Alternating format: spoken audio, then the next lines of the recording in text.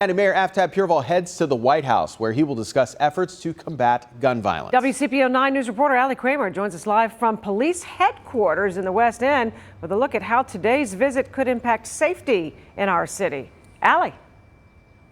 Good morning, Julie and Adrian. You know, it's just so interesting, the timing of this, because just last week we were standing outside police headquarters talking with top brass about what they were going to do to curb summer gun violence. Some of that was just simply putting more officers in visible spots on the streets. It's so critical here in the West End because just back in May, there was a 15-year-old that was shot and killed. And so that's a lot of the conversation that this kind of is circling around, is about how to curb young gun violence that is with the youth.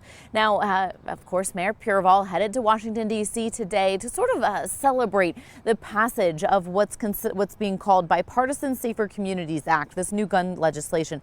It includes funding for mental health, school, and crisis intervention programs, as well as expanded background checks for those under 21 purchasing guns. Recently, Cincinnati police point to the rising number of youth behind some of these violent crimes, teenagers being locked up for killing other teens. Mayor Pureval says this legislation has the potential to sort of curb that. It enhances background checks for buyers under 21. It supports states' red flag laws, disarms domestic abusers, and it also cracks down on gun trafficking. What we need help with on the local level is the issue that there is almost universal accessibility of guns on our streets. We need help from the federal government and from the states to crack down on gun trafficking and make it, frankly, harder to get access to guns in our communities.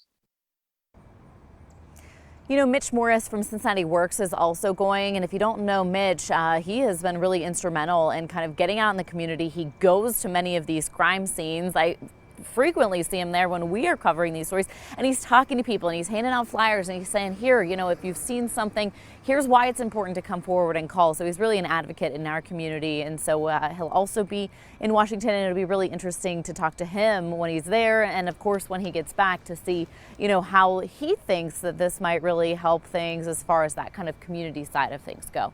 For now, reporting live from District 1, Allie Kramer, WCPO 9 News.